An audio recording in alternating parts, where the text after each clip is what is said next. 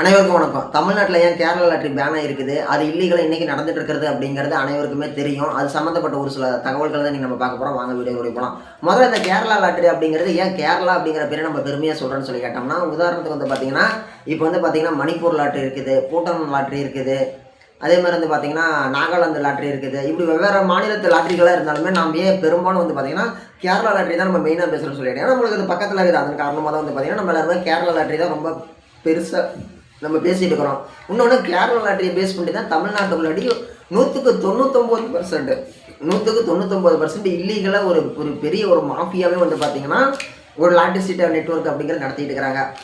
அப்புறம் உதாரணத்துக்கு இன்றைக்கி வந்து எல்லாருமே பேசுகிறாங்க, ஒரு மிகப்பெரிய ஒரு போதையை வந்து பார்த்திங்கன்னா மது போதையை தான் பேசுகிறாங்க. இன்றைக்கி வந்து மது போதையில் வந்து பார்த்திங்கன்னா ஏகப்பட்ட தவறுகள் நடக்குது. இப்போ வந்து குடிச்சிட்டு ஒரு தாள் வந்து ஒரு குற்றம் பண்ணுறான், ஒரு தவறு நடக்குது, ஒரு தவறு பண்ணுற ஒரு குற்றவாளி பிடிக்கிறாங்க. பிடிச்ச உடனே அதில் விசாரிச்சு அவர் என்ன சொல்கிறாரு, ஏன்டா அந்த கொலை பண்ணேன் ஐயா, இந்த மாதிரி நான் மது போதையில் இருந்தேங்க ஐயா, நான் என்ன பண்ணேன்னு எனக்கே தெரியாதுங்க ஐயா, நான் வந்து தன்னிலை மறந்த நிலையில் இருந்தேன், அதனால இது நடந்துருச்சுங்க ஐயா, மன்னிச்சிருங்க ஐயான்னு சொல்லி சம்மந்தப்பட்ட குற்றம் சாட்டப்பட்ட நபர் வந்து சரணடைகிறாரு. சரணடைஞ்ச நபர் ஜாமீன் கேட்குறாரு. ஜாமீன் கேட்ட நபர் நான் குற்றவாளி இல்லைன்னு சொல்லி வாதாடி வெற்றி பெற முயற்சி பண்ணுறாரு. இப்படிப்பட்ட ஒரு சூழ்நிலையில் மது ஒரு போதை மாதிரி, சூது ஒரு மிகப்பெரிய ஒரு போதை தான். நம்ம எல்லாருக்குமே தெரியும், மகாபாரதத்தில் மிகப்பெரிய போர் வந்ததுக்கு ஒரு மெயின் காரணமே ஒரு டர்னிங் பாயிண்டாக வந்து பார்த்திங்கன்னா தர்மம் போய் சூதாடினது தான்.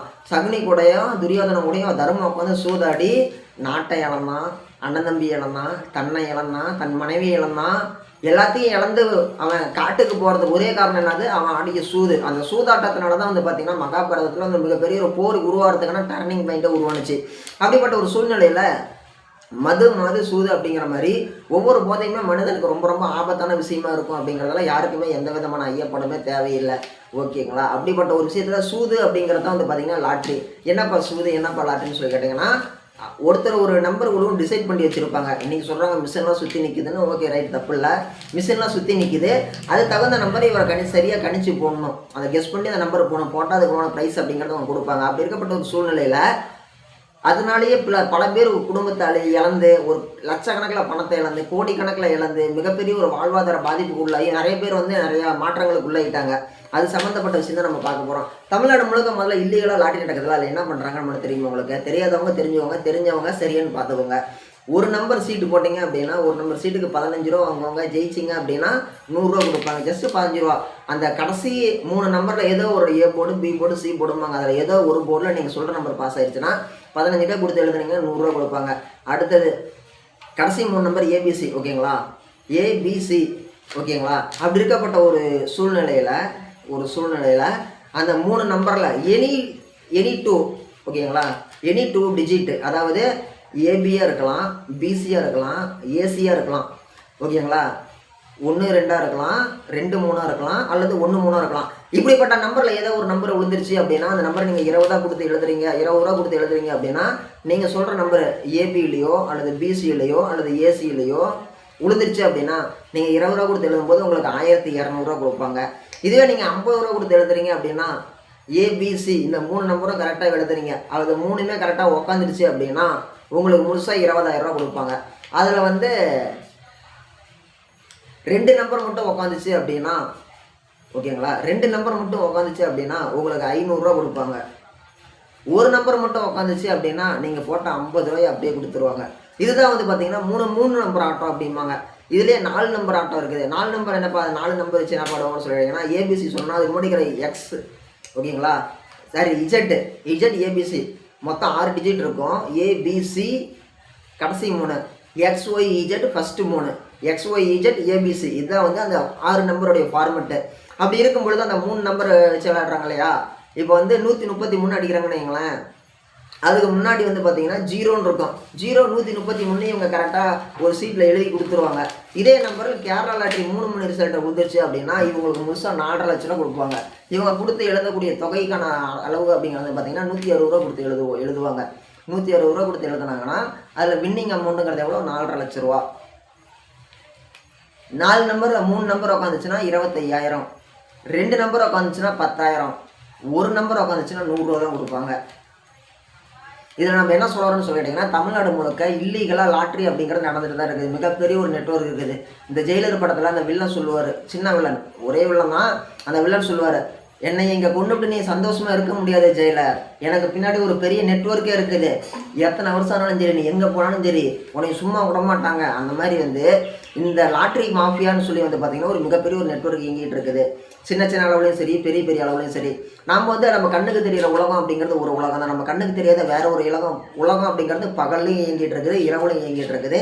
நம்ம பேசுகிற ஒவ்வொரு நொடி பொழுதுலையும் நூற்றுக்கணக்கான கோடிகள் அப்படிங்கிறது இந்தியா முழுக்க புழங்கிட்டு தான் இருக்குது. அதுவும் தமிழகத்துலையும் புழங்கிட்டு தான் இருக்குது. காற்றுல இருக்குது காசு. ஓகேங்களா? வாங்க கான்செப்ட் முன்னாடி போகலாம். இதுதான் வந்து பார்த்தீங்கன்னா இல்லீகலாக கேரளா லாட்ரி தமிழ்நாட்டில் இயங்கிட்டு இருக்கக்கூடிய விதம். இதை வந்து நடத்துகிறவங்களா யாருன்னு சொல்லி கேட்டிங்கன்னா உள்ளூர் அரசியல் பிரமுகர்கள் தான்.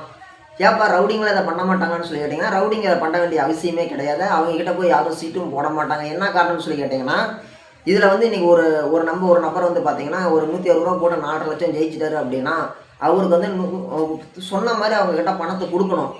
ரவுடியாக இருக்கிறவங்க வந்து பார்த்தீங்கன்னா கொடுத்துருவாங்க. ஓகேங்களா?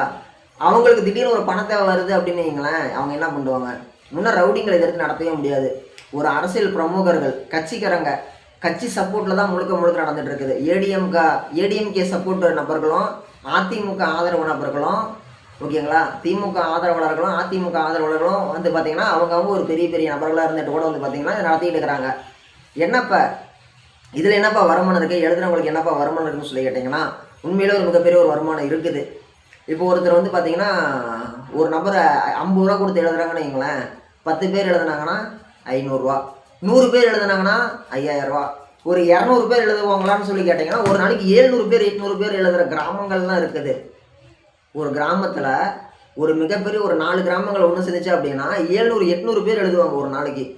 அப்படி இருக்கக்கூடிய ஒரு சூழ்நிலையில் ஒரு 200 பேர் எழுதுறாங்கன்னு வச்சுக்கோங்க. 200 பேர் ஒரு நாளைக்கு 50 ரூபா கொடுத்து எழுதுறாங்கன்னா அதோடைய மதிப்பு அப்படிங்கிறது சராசரியாக ஒரு நாளைக்கு 10,000 ரூபா. ஒரு நாளைக்கு 10,000 ரூபா அப்படின்னா இது வருஷம் பூரா நடக்கக்கூடிய தொழில். ஒரு ஓனராக இருந்து பண்ணுறவங்களுக்கு அவங்க வந்து ஒரு மாதம் பண்ணாங்கனால அவங்களுடைய இன்கம் அப்படிங்கிறது 3 லட்சம் ரூபா. இது வந்து காவல்துறைக்கு தெரியாமல் சட்ட விரோதமாக இல்லீகலாக ஒளிஞ்சு எழுதிட்டு இருப்பாங்க. ஒரு மரத்துக்கடையில் எழுதுவாங்க, ஒரு தண்ணி டேங்கில் எழுதுவாங்க, ஒரு செவுத்துக்கு பின்னாடி எழுதுவாங்க, ஒரு ரொம்ப தான் தள்ளி ஒரு பாறையில் உட்காந்து எழுதுவாங்க. இல்லீகலாக நடக்கக்கூடிய விஷயம் தான், காவல்துறைக்கு தெரியாமல் தான் நடக்குது. அப்படி இருக்கக்கூடிய ஒரு சூழ்நிலையில் இதை அவங்க பண்ணுறாங்களே, ஒரு மாத வருமானம் ஒரு 3 லட்சம் வருது அப்படின்னா பெர் இயர் 36 lakhs.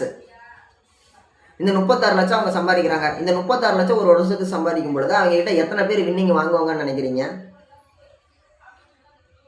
அதிகபட்சம் 100 பேர் கூட வின்னிங் வாங்க மாட்டாங்க. இந்த மக்களுடைய நப்பாஸ் என்னது? நம்மளுக்கு இன்றைக்காச்சும் ஒரு மாற்றம் வராதா, நம்மளுக்கு ஒரு பணம் வராதா, நம்ம சம்பாதிக்க மாட்டோம்னு சொல்லிட்டு அந்த ஒரு மைண்ட் தாட்லேயே போய் எழுதி டெய்லி 50 ரூபா என்ன பெரிய காசான்னு சொல்லி எழுதுவாங்க. வருஷம் பூரா போட மாட்டாங்க. வருஷத்தில் ஒரு 6 மாதம் போடுவாங்க, ஒரு 6 மாதம் கம்மிட்டு இருப்பாங்க. ஆனால் இவங்க போடாமல் இருக்கிற 6 மாதம் வேற ஒருத்தவங்க வந்து போட போகிறாங்க. இப்படி தான் வந்து பார்த்திங்கன்னா தமிழகம் முழுக்க இல்லீகலாக லாட்ரி அப்படிங்கிறது கொடிகட்டி பறந்துட்டு இருக்குது. இதை யாருமே மறுக்கிறதுக்கு இல்லை. இப்படி நடந்துட்டு இருக்கும் பொழுது இதுக்கு முன்னாடி இருந்த காலகட்டங்களில் கேரளா லாட்ரி மாதிரியே தமிழ்நாட்டில் வந்து பார்த்திங்கன்னா அந்த லாட்ரிகள்லாம் அந்த பிரிண்டடாகவே வித்துட்டு இருந்தாங்க. அப்படி இருந்த ஒரு சூழ்நிலையில் அம்மையார் ஜெயலலிதா வந்து பார்த்திங்கன்னா இதை தடை விதிக்கிறாங்க. தமிழகம் முழுக்க இருக்கக்கூடிய லாட்ரிகளுக்கு வந்து பார்த்திங்கன்னா தடை விதிக்கிறாங்க. தமிழ்நாட்டில் இனிமேல் லாட்ரி இருக்கவே கூடாது. லாட்ரி சீட்டெல்லாம் பல குடும்பங்கள் இன்றைக்கி வந்து கஷ்டப்படுறாங்க. ஸோ அதன் காரணமாக வந்து நம்ம லாட்ரி சீட்டையே ஒழிச்சிடணும்னு சொல்லிட்டு அம்மையார் ஜெயலலிதா தான் வந்து பார்த்திங்கன்னா என்ன பண்ணுறாங்க, லாட்ரி சீட்டை தடை பண்ணுறாங்க.